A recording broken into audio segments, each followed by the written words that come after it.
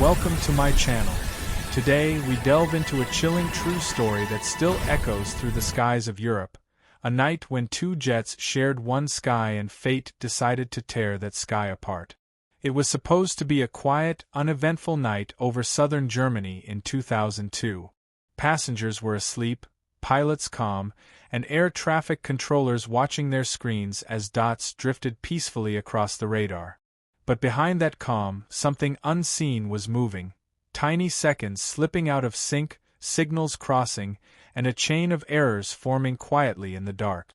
This is the story of the mid-air collision that no one saw coming, a night when two planes, hundreds of lives, and one single misunderstanding rewrote aviation history forever. The evening began like any other for the crew of Bashkirian Airlines Flight 2937, a charter flight carrying schoolchildren and their parents from Moscow to Barcelona for a long-awaited vacation. Laughter filled the cabin, kids pressed their faces against the windows, watching clouds glow under the setting sun. In the cockpit, Captain Alexander Gross and his co-pilot were relaxed, monitoring instruments as the Tupolev Tu-154 cruised smoothly at 36,000 feet. At the same time, far away in Milan, a DHL cargo flight, Flight 611, had just taken off, heading north toward Brussels. In its cockpit sat Captain Paul Phillips and First Officer Peter Nielsen, both experienced and calm, chatting over coffee as they prepared for a long night of steady flying. Above Europe, the skies looked peaceful, but deep within the overlapping air routes, both aircraft were now heading toward the same invisible point in the night sky. High above the German town of Überlingen, a single air traffic controller named Peter Nielsen worked alone in the Zurich control center. It was past midnight, the kind of hour when fatigue dulls even the sharpest senses. Normally, two controllers handled the airspace, but maintenance had knocked out one radar and one phone line. Peter was juggling multiple screens, coordinating incoming flights, and managing a maze of signals on limited communication lines. He didn't know that the two planes, one carrying children, one hauling cargo, were converging from opposite directions at the exact same altitude. The radar refresh was slow, his phone lines crackled, and his backup system was down. In the silence of the night, two dots began moving closer together, their paths crossing in the air where no one could see. Inside the Bashkirian jet, the captain noticed the traffic collision avoidance system light flicker. A calm but urgent voice spoke, "Traffic, traffic." It was the aircraft's automated warning, telling them another plane was close. Within seconds, the system gave its instruction, "Climb, climb." The captain reached for the controls, but at that very moment, Peter Nielsen's voice came over the radio from the Zurich tower, his tone hurried and tense. Bashkirian 2937, descend flight level 350 immediately. Confusion hit the cockpit like ice water. The system told them to climb, the controller said to descend. The captain hesitated for a moment, torn between man and machine, then followed the voice of authority. He began to lower the nose. At the same time, in the DHL cockpit, the crew heard their own warning, "Descend, descend." They followed it instantly, dropping altitude as ordered. Two planes, both descending, both trusting their systems, both unaware they were moving straight toward one another. In the dark sky above Lake Constance, two bright lights approached from opposite ends, invisible to each other until the final seconds. The Bashkirian jet's passengers were sleeping or chatting quietly, unaware of what was unfolding. The DHL pilots were focused, adjusting trim and speed, unaware that their every correction brought them closer to disaster.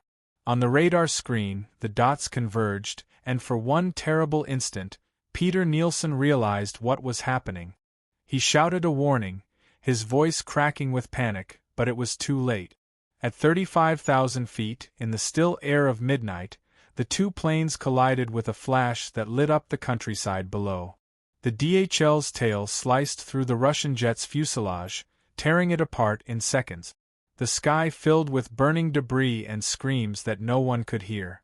Within moments, silence returned, only fragments of metal falling through the darkness toward the fields of Germany.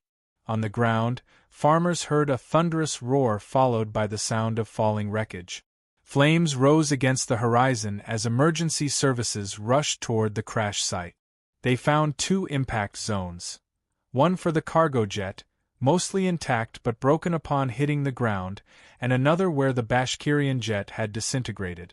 The remains were scattered across miles of farmland. Among the wreckage lay broken toys, travel bags, and school books from children who never reached Barcelona. The air smelled of fuel and smoke, the quiet broken only by the sobs of rescuers who realized what they were seeing. News spread quickly across Europe. Families in Russia woke to phone calls that shattered their world. Investigators soon pieced together the haunting truth. Both planes had obeyed orders, but opposite ones. The system had been right, the human call wrong, and a delay of just a few seconds had sealed everyone's fate. The investigation revealed a web of failures. Maintenance had left Zurich's radar crippled. Backup phones were down. The collision avoidance alerts were functioning, but the pilots had trusted the controller's word over automation. In those days, procedure told them to obey the human voice first. It was a rule that would change forever after this night. Families gathered in grief, and aviation authorities across the world promised reforms. Yet for one man, the weight of that night never lifted.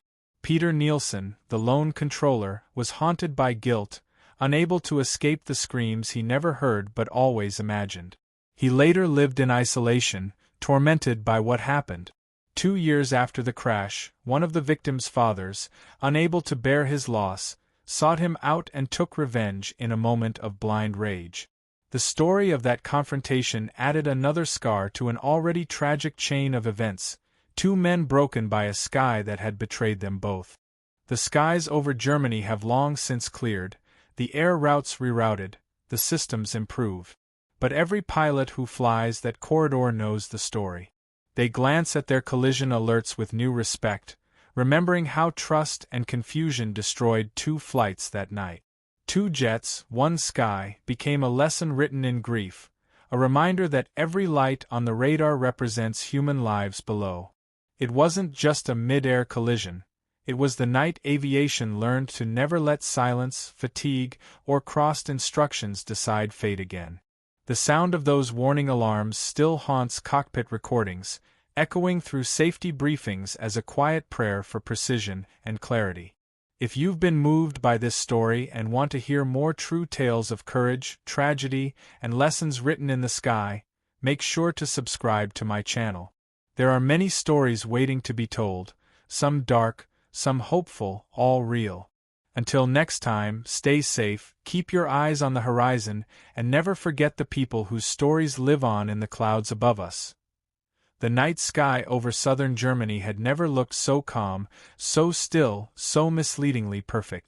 Bashkirian Airlines Flight 2937 was cutting smoothly through the darkness, its engines humming a steady rhythm as children drifted to sleep beside their parents.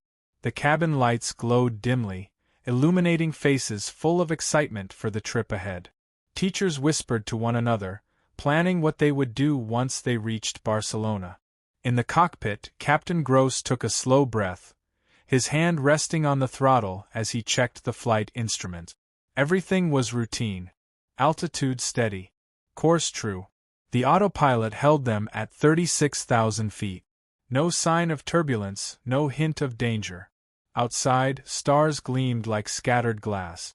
Yet somewhere beyond that horizon, another aircraft was climbing toward the same altitude, invisible and unaware that their paths were converging. Far to the south, the DHL cargo jet, Flight 611, was cruising northward with a hold full of packages destined for Brussels. Inside its cockpit, Captain Paul Phillips leaned back slightly, sipping his coffee while chatting casually with his co-pilot, Peter Nielsen. The crew had been flying together for months, their routine precise and efficient. They discussed weather patterns, estimated arrival times, and joked about the monotony of night flight. To them, it was just another run through quiet European skies. The radar ahead showed no nearby traffic. The air was smooth and silent, the cockpit a cocoon of calm professionalism. They had no idea that the same radar scope, hundreds of miles away, was beginning to flicker and stall inside the Zurich control tower. In Zurich, the night shift was dragging. One controller had gone homesick, another radar system was down for maintenance, and phone lines to neighboring centers had fallen silent due to technical work. That left Peter Nielsen, an experienced but exhausted controller, completely alone, managing one of Europe's busiest air corridors. The hum of computers filled the dark control room as he leaned forward, eyes flicking between screens. Blips moved across the radar, each one a life-filled vessel soaring miles above the Earth.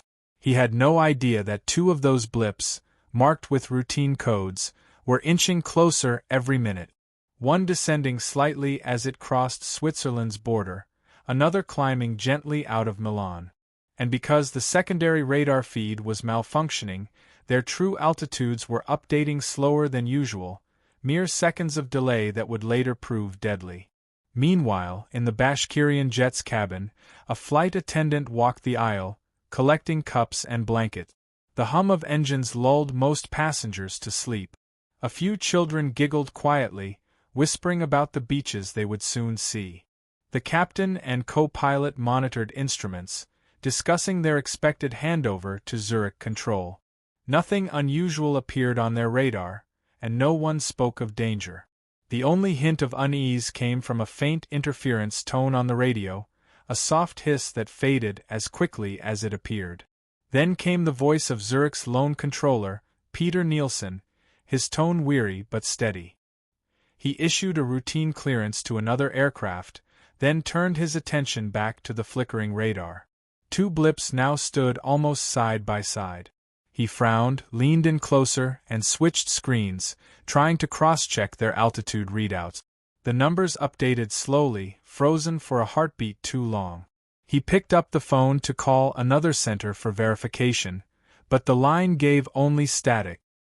He set it down, unaware that in the time it took to sigh in frustration, both jets had closed another 20 miles of distance. At that same moment, in the DHL cockpit, a soft chime sounded.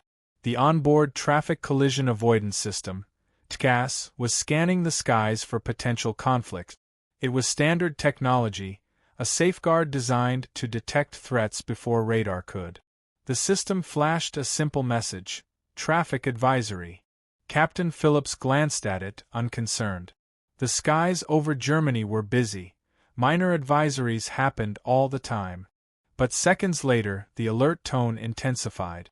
The display now showed a target, another aircraft, closing in fast. The words on the screen changed: descend, descend. His calm expression tightened. He looked at his co-pilot. We've got traffic 2 o'clock high. They checked their instruments. Altitude 36,000. Speed normal. The command repeated, louder now: descend, descend. Without hesitation, Phillips disconnected autopilot and began lowering the nose slightly. It was an instinct born of training. The system had always been reliable. Inside the Bashkirian cockpit, almost simultaneously, the same alarm sounded: traffic, traffic. The captain's head snapped up. He scanned the dark sky outside, seeing nothing. Then the next alert came: climb, climb. His co-pilot looked confused. Their route was clear. Zurich control hadn't warned of any conflicting traffic. Still, the electronic voice repeated itself with mechanical insistence. Before the captain could respond, the radio crackled. Peter Nielsen's voice broke through, faint and hurried. Bashkirian 2937, descend flight level 350 immediately. The captain froze for a split second. His training had taught him to follow air traffic control above all else. Machines could fail. Humans could coordinate. The voice of the controller was law. And so, against the advice of his instruments, he pulled the nose down, beginning a descent.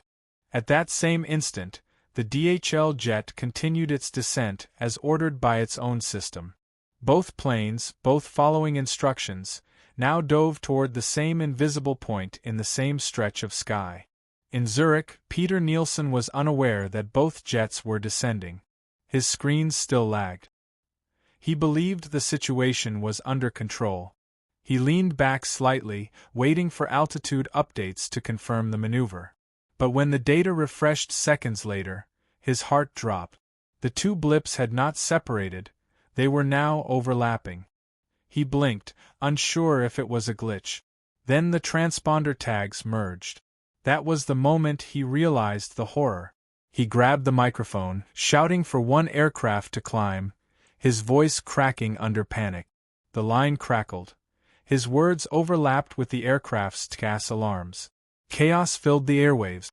Above Lake Constance, the two planes broke through a thin layer of clouds. The DHL crew saw sudden lights, a flash of white and red streaking across their windscreen. The Bashkirian co-pilot shouted, pulling back on the yoke, but there was no time. In a split second, the DHL's tail sliced through the fuselage of the Russian passenger jet. The sound was indescribable, a metallic shriek mixed with thunder. The cabin of the Bashkirian jet ripped open, its body torn in half. For those on board, there was no time to scream.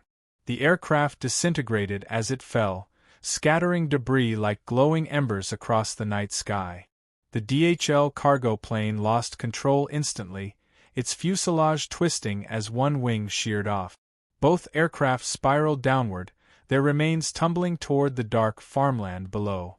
On the ground, people awoke to a sound that felt like the sky collapsing. Farmers stepped out into the night, staring upward as fiery fragments rained down. Parts of the Bashkirian jet landed near a small village, igniting barns and fields. Moments later, the DHL jet struck the ground miles away, a plume of fire climbing into the air. The silence that followed was heavier than any thunder. Sirens began to wail in the distance. Rescue crews raced through winding country roads, guided only by the glow of burning metal. What they found would haunt them forever. The first responders arrived to devastation. Debris was scattered over miles of countryside, twisted seats, scorched wings, fragments of toys and luggage. The smell of jet fuel hung thick in the cold air. Among the wreckage, rescuers found signs of the children from Bashkirian 2937, tiny backpacks, a soccer ball, charred pages from coloring book. They stopped often, unable to speak. Firefighters fought to extinguish the spreading flames, their faces pale under the reflection of the fire. The DHL crash site was quieter but no less haunting. The cockpit had been torn apart on impact, but both pilots were still inside, seatbelts buckled. Their instruments were frozen mid-flight, warning lights still flashing faintly in the wreckage. Back in Zurich, Peter Nielsen sat frozen before his console. His hands shook as he stared at the blank spaces where the two blips had been moments before. The radar showed nothing now, no signals, no transponders, no life. His headset lay beside him, the microphone still active but silent. He whispered to himself, "No, no, no," as the realization crashed down. The weight of hundreds of lives pressed into his chest. He called his supervisor, voice trembling, but the line remained dead. 4 long minutes, he sat alone in that dim room, staring into the empty sky, as emergency calls began flooding in from Germany. 2 planes gone. No survivors. And one controller, utterly alone, with the knowledge that his voice had been the last one they heard before it all ended. Dawn crept slowly over southern Germany, revealing a countryside blanketed in a kind of silence that only follows catastrophe. Smoke rose in thin black columns from scattered fields. Police cars and ambulances lined narrow rural roads, their lights flashing weakly in the morning mist. Reporters began to arrive, their cameras capturing fragments of wreckage that glinted under the pale sun, burned metal, broken toys, a child's shoe half buried in dirt. Farmers stood at their fences, staring in disbelief at the fields they had worked for generations now littered with twisted steel and ash. The sky that had always seemed endless and safe now looked like an open wound. What no one yet fully understood was how 2 aircraft could have collided in the middle of the night in one of Europe's most heavily monitored airspaces. As investigators began arriving, so did the families of the victims, their faces hollow with shock. The air reeked of fuel and sorrow, and every new discovery deepened the heartbreak. Rescue teams worked methodically, picking through debris spread across miles. They found the tail of the Bashkirian jet lodged in a wooded hill, its fuselage shattered into hundreds of fragments. The children's section of the cabin had been completely destroyed. One rescuer, a veteran firefighter, would later say that he had never seen such devastation, not from any storm, fire, or explosion. The force of the collision had been absolute. Further north, near Lake Constance, the remains of the DHL cargo jet were discovered. It had hit the ground almost vertically, leaving a crater surrounded by burning wreckage. The cockpit was crushed beyond recognition. The investigators carefully removed the flight data recorders, the black boxes that held the final moments of both flights. Everyone knew that those recordings would soon reveal the truth of what happened, but no one was prepared for the emotional toll of hearing the last words of men who realized their fate too late. Back in Zurich, the air traffic control center was in chaos. Supervisors and engineers crowded around Peter Nielsen's console, replaying radar logs frame by frame. The room was filled with the soft hum of computers and the low murmur of disbelief. No one blamed Peter immediately. Everyone could see how overwhelmed he had been that night. 2 radar systems were under maintenance, the backup phone lines were out, and neighboring control centers couldn't reach him. But as the timeline was reconstructed, it became clear that in those critical final moments, the fatal order to descend had come from his console. He had told the Bashkirian flight to go down while their onboard system had been instructing them to climb. 2 sets of instructions, both correct in their own context, had cancelled each other out. It was a tragedy born not from recklessness or malice, but from the cruel timing of human error and mechanical precision colliding. Investigators from Germany, Switzerland, and Russia gathered in a cold hangar-turned command post.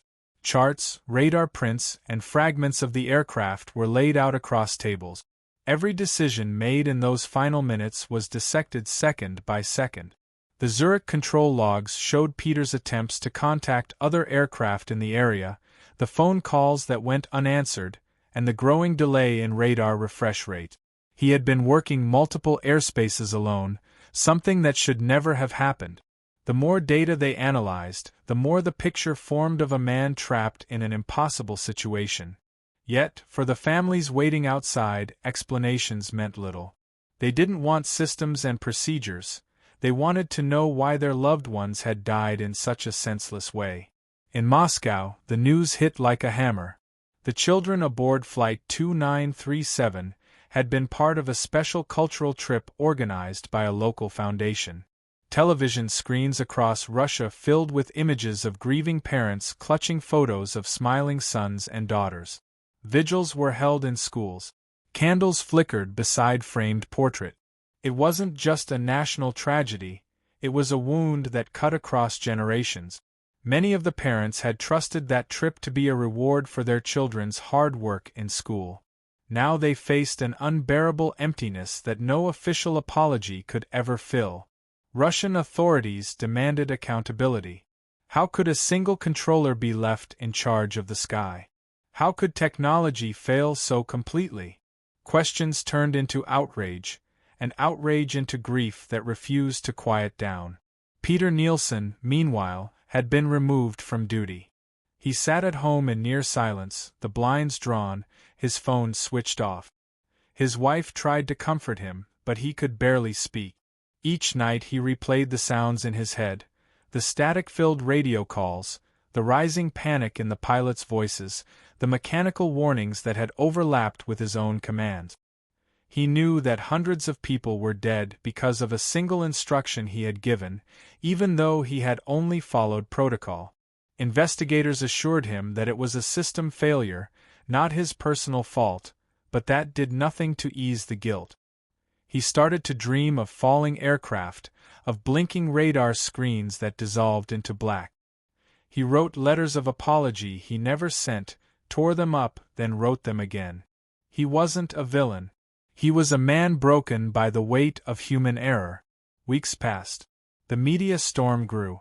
Journalists surrounded the Zurich control center, and Peter's name leaked into the public. Headlines called him the man who guided them to death. He became a symbol of everything that had gone wrong. Protesters appeared outside his home. His children stopped going to school. Inside the house, the silence thickened. He began therapy, trying to come to terms with what had happened, but every time he closed his eyes, he saw two blips merging into one. The controller who once guided hundreds of flights safely through Europe's skies now avoided even looking at the horizon. For him, there was no sky anymore, only the sound of alarms and the ghostly echoes of pilots who had trusted his voice. The official report came out months later. It concluded that the crash had been caused by a combination of human and technical failures, flawed coordination between air traffic control and the collision avoidance system, insufficient staffing, and maintenance work that crippled communications. New global protocols were introduced. From that point forward, all pilots were instructed to follow their TCAS system over any conflicting instructions from air traffic controllers. That change, born from blood and tragedy, would go on to save countless lives in the years to come. But for the families of those lost, it was cold comfort. They attended memorials, laying flowers at a monument built near the crash site. Etched into the stone were the names of the 71 souls lost that night, children, parents, pilots, and crew, all victims of fate's cruel precision. Among those grieving was a man named Vitaly Kalayev, a Russian architect who had lost his wife and 2 children in the crash. His pain was beyond words. In the months that followed, he traveled to Germany to identify their remains, clutching the last drawings his daughter had made before the trip. He visited the crash site, kneeling in the grass where fragments of the plane still lay. He swore he would find out who was responsible. While others turned to grief counselors and lawyers, Vitaly turned inward. Grief became his obsession. He read every article, every report, every interview. And in the name of that loss, his sorrow began to twist into something darker, something that would soon change the story of this disaster again. But for now, the world still saw it as a tragedy of chance, not knowing that another storm was quietly forming in the heart of a man who had lost everything. Months drifted by, and the green fields of southern Germany slowly returned to their natural peace. The scars in the soil were covered by wildflowers, but the emotional scars across 2 nations still ran deep. Memorials had been built, ceremonies held, and the world had moved forward, but not everyone could let go. For those who had lost their families, time didn't heal, it only deepened the emptiness. Among them was a man who could not sleep, who could not forgive, and who could not stop seeing the faces of his wife and children every time he closed his eyes. His name was Vitaly Kalayev, an architect from North Ossetia, Russia, whose entire world had vanished that night above Germany. To the rest of the world, the collision was an accident. To him, it was murder by negligence. Every day, Vitaly replayed the events in his mind. He read the transcripts, memorized the names of everyone involved, and studied the radar images released by investigators. When others saw lines and numbers, he saw ghosts. His wife Svetlana and their children, Konstantin and Diana, had boarded Flight 2937 full of excitement. They were supposed to meet him in Barcelona for a family vacation. He had chosen that trip to make up for the years of long work hours, the late nights, the missed birthdays. He had bought the tickets himself, unaware that it would be his final gift to them. When the call came that night, when he was told their flight had vanished from radar, he thought it was a mistake. But the next morning, when he saw the names on the list of victims, his entire world fell silent. He went to Germany immediately, traveling to the crash site before even speaking to officials. He walked through the wreckage with trembling hands, ignoring the warnings of police officers. The smell of burned fuel hung in the air, and bits of metal glimmered under the sun. And then, amid the debris, he found something that made him collapse to his knees, a small silver pendant belonging to his daughter.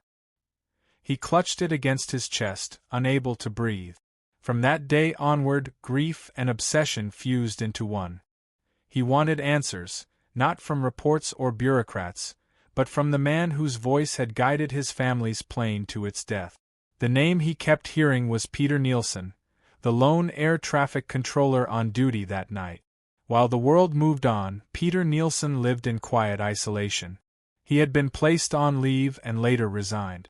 Investigators had cleared him of intentional wrongdoing, but the weight of guilt clung to him like a second skin. His marriage began to crumble.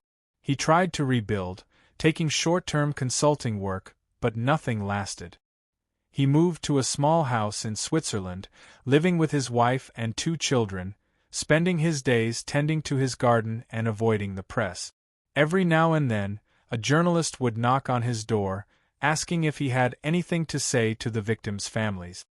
He always gave the same answer, a quiet apology followed by a closing door. He believed that silence was the only respect he could still offer. But for one grieving man thousands of miles away, that silence felt like an insult. Vitaly's grief turned to obsession. He wrote dozens of letters to Skyguide, the company responsible for Zurich air traffic control, demanding to meet the controller in person. None of them received a reply. Months became years, and the anger hardened. He felt the world had forgotten his family, that justice had turned into excuses. One night, as he looked through a stack of newspaper clippings, his eyes fell on a single photograph of Peter Nielsen standing beside his lawyer outside a courthouse. The image froze him in place. He stared at it for a long time, whispering his daughter's name under his breath. That was the moment he decided to act. In early 2004, nearly 2 years after the disaster, Vitaly boarded a flight to Switzerland. He carried a folder filled with documents, photographs of his family, and the official investigation report. He rented a small car and drove through quiet towns, following an address he had obtained from a reporter. His hands trembled on the steering wheel as he approached Peter Nielsen's neighborhood. It was a quiet suburb, full of blooming gardens and peaceful homes, a cruel contrast to the destruction he carried inside him. He parked a few houses away and sat there for a long time, staring at the front gate. He had rehearsed what he wanted to say 100 times. He wanted Peter to acknowledge the mistake, to look him in the eyes and say the words he had never heard. "I'm sorry for what happened." That evening, just before sunset, Peter Nielsen was in his backyard playing with his children. His wife had gone inside to prepare dinner. He was trying to move on, though every day remained shadowed by the memory of that night. The sound of the wind brushing through the trees reminded him of the static on the radio. The laughter of his children sometimes triggered flashbacks of voices from the cockpit recordings. But he was trying, one quiet day at a time. He didn't notice the car parked nearby, nor the man sitting silently inside it, watching him with eyes hollow from years of pain. Vitaly stepped out of the car as dusk settled. He walked slowly toward the house, gripping the folder tightly. He called out Peter's name once, softly at first, then again, louder. Peter turned, surprised to see a stranger standing at his fence. He walked over cautiously, wiping his hands on his jeans. "Can I help you?" he asked in his quiet, accented English. Vitaly looked at him for a long moment before speaking. "You were the controller," he said. Peter hesitated. "Yes, I was on duty that night," he admitted carefully. "I'm sorry for what happened. I've said it many times. But that wasn't enough." Vitaly stepped closer, his voice trembling with fury and grief. "My wife and children died because of you. You told them to descend. Why didn't you see them? Why didn't you stop it?" Peter backed away slightly, his face pale. "I did what I could," he said. "It wasn't," but before he could finish, years of bottled anguish erupted in one violent instant. The confrontation was brief, desperate, and tragic. Neighbors later recalled hearing raised voices, then a single cry. When police arrived minutes later, they found Peter Nielsen lying motionless on the ground and Vitaly sitting beside him, staring blankly at the sky. He didn't try to run. He didn't say a word. The same sky that had taken his family had now taken his sanity. He was arrested quietly, without resistance. As officers led him away, he looked back once at the house and whispered something no one could hear. The news of Peter Nielsen's death sent shockwaves across Europe. Media outlets that had once covered the mid-air disaster now reopened the story, this time with an even darker chapter. The man who had lost his family had taken justice into his own hands, and the man haunted by guilt had met his end in the very world he had once kept safe. To some, Vitaly was a monster. To others, he was a grieving father pushed beyond the limits of human endurance. The debate split the world. Psychologists spoke of trauma, moral collapse, and grief turned to obsession. But beyond the arguments, two truths remained. Both men were victims of the same tragedy, caught in a web spun by seconds of miscommunication that neither could ever escape. In prison, Vitaly spoke little. He spent his days sketching, sometimes drawing the faces of his wife and children, other times tracing airplanes in flight. When asked if he regretted what he had done, he said only that he had already died the night of the crash. The man who stood before the court was just what was left. Years later, when he was finally released, he returned home to Russia, where some called him a hero and others pitied him as a man destroyed by grief. But in the quiet hours of night, he would stand by his window, looking up at the stars, wondering if somewhere in that endless sky, his family was still watching. And so, the story of two jets, one sky, didn't end in the clouds, it stretched down to earth, through courtroom walls and broken hearts. It became not just a story of a crash, but of the human cost of failure, of grief that consumed and guilt that crushed, of lives linked forever by tragedy. And though time would move on, the silence of that night in 2002 still lingered in the skies above Germany, carried by the wind like a whisper that refused to fade. Years passed, yet the echoes of that night never fully faded from the world. Even after the investigations were closed, the legal battles settled, and the news cycle moved on to new tragedies, the story of two jets, one sky remained a haunting chapter in aviation history. It was not just a story of a mid-air collision, it was a story of human fragility, how seconds, words, and choices could determine the line between life and death. The air corridors over southern Germany were redesigned, radar systems upgraded, and international protocols rewritten.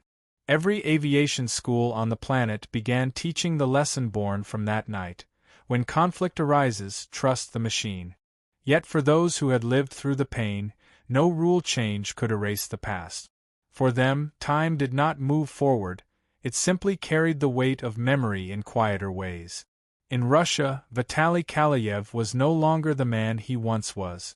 The world had painted him in two shades: vengeful killer to some, heartbroken father to others.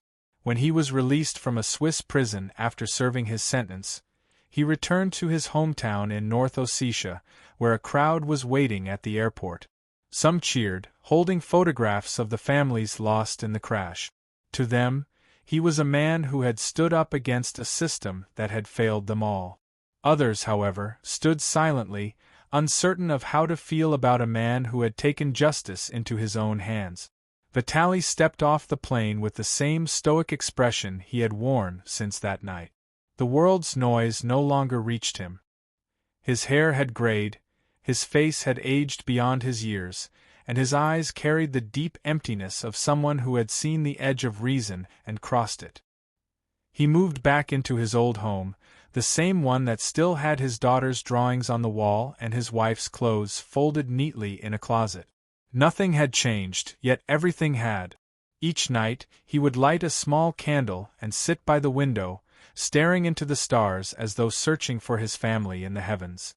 Neighbors said they often saw him outside at midnight, standing silently in the cold, whispering to the night sky. For him, life had become a waiting room between worlds. He spent his days restoring homes and building memorials for others, quiet acts of creation in a life defined by destruction. Yet behind that quiet routine was a man still haunted by the sound of alarms and the image of two planes converging in the dark. In Switzerland, The memory of Peter Nielsen became something that even the community struggled to confront. His family, shattered by the tragedy, eventually moved away. The small home where it happened stood empty for a time, then was sold to strangers who never spoke of its history. But for those who had known him, Peter's name remained synonymous with unbearable guilt and undeserved condemnation. His colleagues in the air traffic control community quietly mourned him. They knew that he had been placed in an impossible position, working with broken systems and no support.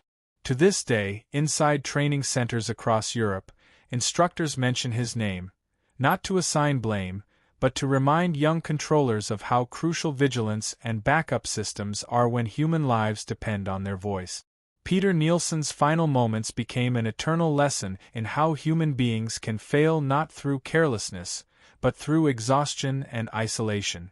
Meanwhile, the crash investigation reports became required reading for aviation safety boards around the world. The final recommendations reshaped the industry. International aviation councils implemented the new global standard. When cockpit collision avoidance systems and air traffic control instructions conflict, pilots must follow the automated system. It was a small rule written in black ink, but it carried the blood of 71 souls. And it worked. Since then, countless near collisions have been avoided because of that single change. Yet the irony remained bitter. The system that could have saved them had already existed, it just wasn't yet trusted enough. The night over Germany became the ultimate argument for trusting logic over authority, for listening to the unfeeling voice of a machine rather than the human one trembling with stress. In the small town of Uberlingen, where the debris had once rained down, the people built a memorial to the victims. It stood on a quiet hill overlooking the lake, surrounded by trees that whispered softly in the wind. Each year, on the anniversary of the disaster, families gathered there to light candles and leave flowers. The names of every victim were carved into stone: children, parents, pilots, and crew, including the names of the DHL team and Peter Nielsen himself. The memorial was designed not as a monument of blame, but of remembrance, a symbol of how fragile the sky can be and how deeply humanity depends on trust. Visitors came from all over the world, leaving paper airplanes folded with messages of sorrow and forgiveness. Some prayed for the souls of those lost. Others stood silently, letting the sound of the wind carry their grief into the endless horizon. One summer evening years later, a reporter from a Swiss magazine visited Vitaly at his home. He found him sitting in the garden, the fading sunlight touching his face. When asked whether he had found peace, Vitaly paused for a long moment before answering. "Peace," he said softly, "is something that exists only for those who forget. I remember." His voice was calm, but behind it lay the weight of a man who had walked through fire and never fully stepped out of it. He spoke of his family with tenderness, describing how his daughter had wanted to see the ocean for the first time, how his son had loved airplanes, how his wife had promised to call him once they landed. He said he still waited for that call. When the reporter asked if he regretted what he had done to Peter Nielsen, Vitaly's eyes lowered. "Regret is a word for choices," he said. "I had none left." The interview ended there, the silence that followed heavier than any words.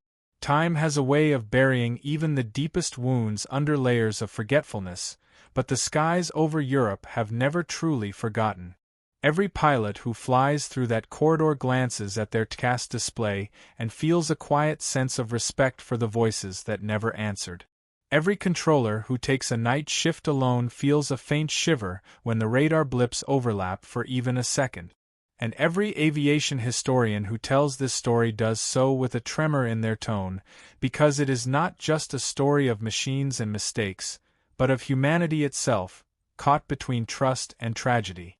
Years later, filmmakers, writers, and safety advocates would revisit the event, each telling it from a different angle, some from the cockpit, others from the tower, and others still from the heart of a grieving father.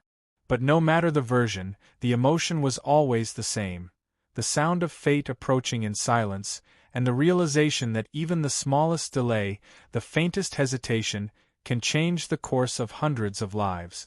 And as the years turned into decades, the night of July 2, 2002, became less of a headline and more of a whisper carried in training rooms, documentaries, and in the haunted dreams of those who still remember. It was a reminder that the sky, though vast and beautiful, is never empty. It carries the echoes of those who were lost, and the lessons carved from their final moments. For the families, there would never be true closure, only acceptance. They gathered each anniversary, their faces older, their hands holding candles against the evening wind. They didn't speak much, because words could not bridge what was gone.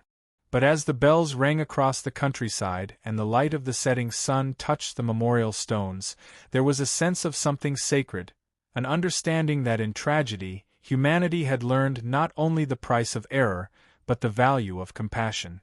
And somewhere high above, beyond the clouds where human control ends, two jets still share the same invisible sky, frozen forever in that moment between warning and silence, between trust and fate, between what could have been and what was. The night that no one saw coming remains written not just in history books, but in the quiet beating of every heart that still dares to look up and believe the sky is safe again. Years faded into decades, yet the night over southern Germany remained a living wound in the memory of those who had dared to look up and remember. Time had softened the noise but never erased it. The story of two jets, one sky, had become a cautionary tale told in classrooms, flight academies, and quiet living rooms around the world. It was retold by pilots who wanted their students to understand that the sky, though vast and blue, could be unforgiving when human voices falter. It was whispered by air traffic controllers who knew that every decision they made carried the weight of lives they would never meet. And it lingered in the minds of families who had lost their loved ones, a memory preserved not by words, but by silence, photographs, and the names carved into stone. The world had moved on, but the ghosts of that night still traveled the same skies, following the same routes, unseen but never gone. Every anniversary of the disaster brought a familiar ache back to the town of Oberlingen. As the sun began to set on July 2 each year, the church bells tolled 71 times, once for every life lost. Locals gathered quietly by the memorial, holding candles that flickered in the mountain wind. The sound of the bells carried through the hills and across the lake, echoing faintly into the distance, as though the sky itself was remembering. Survivors' families from Russia, Germany, and Switzerland came together not in anger, but in fragile unity. They spoke softly, placing flowers and photos at the base of the memorial. The wind would rustle through the trees, and for a moment, everyone would look up at the stars, wondering if their loved ones were among them. It was no longer just a place of mourning. It had become a symbol of forgiveness, a bridge between worlds that had once collided so violently. Vitaly Kalayev aged quietly in his home in North Ossetia. His once dark hair turned white, his shoulders bent with the weight of years. The media no longer followed him, and the world had stopped calling his name. In the calm of his later life, he rarely spoke of what he had done, though his eyes still carried the storm. Some said they saw him at dawn, walking to the local cemetery with a small bouquet of wildflowers. He would kneel before 3 gravestones carved with his family's names, speaking softly to them as though they had merely gone on a long journey and might return any day. He never remarried, never left his hometown again. The tragedy had taken everything, and though time had given him the gift of endurance, it never offered peace. Yet there was something softer about him in those final years, a quiet acceptance, as if he had finally made peace not with the world, but with himself. In Switzerland, Peter Nielsen's family carried on in quiet dignity. His wife had raised their children far from the noise of media and public judgment, teaching them not to be defined by what had happened to their father. His name was still spoken in the aviation world, but not with anger anymore. New generations of air traffic controllers learned about him as a man caught in an impossible storm, an example of how human error is never just a mistake, but a consequence of systems failing their people. On the wall of a training center in Zurich, A small plaque was placed in his memory, not as a celebration, but as a reminder that behind every call sign and radar dot stands a human being. The plaque simply read, "In memory of those who tried their best in impossible skies." Aviation safety improved across the globe. TCAS became a trusted voice in every cockpit. Pilots trained relentlessly on how to react when alarms clashed with human command. New communication systems ensured no controller would ever be left alone again. The world's airways grew safer because of the lives lost that night, because of the lessons written in fire and smoke above Lake Constance. The story of Two Jets, One Sky became a part of the collective conscience of aviation, a tragedy that reshaped an entire industry. Every time a pilot obeyed a TCAS alert and climbed away from disaster, it was as if a whisper from that night had reached through time to save another life. Yet even as technology advanced and planes became smarter, there remained a quiet truth no machine could erase. The sky is not perfect. It is filled with the limits of human hearts, human fatigue, human hesitation. The story of those 71 souls became a timeless parable, not about blame, but about the fragile line between trust and tragedy. Pilots and controllers spoke of it during midnight shifts, when the world below slept and the radar screens glowed softly in the dark. They would lower their voices and talk about how easily one night could change everything, how fragile the illusion of control really was.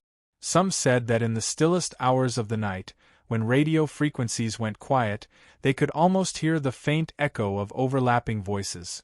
The calm tone of a controller, the clipped response of a pilot, the mechanical voice of a warning system trying to be heard. The crash site itself became a place of pilgrimage for those who wanted to understand. Visitors from around the world came to see where the fragments had fallen, to walk the paths where rescuers had searched in silence. The forest had grown back, reclaiming the ground, but small pieces of metal were still found from time to time, glinting in the soil like forgotten tears. Local children grew up hearing the story from their grandparents, who would point to the sky and tell them, "That is where two worlds touched."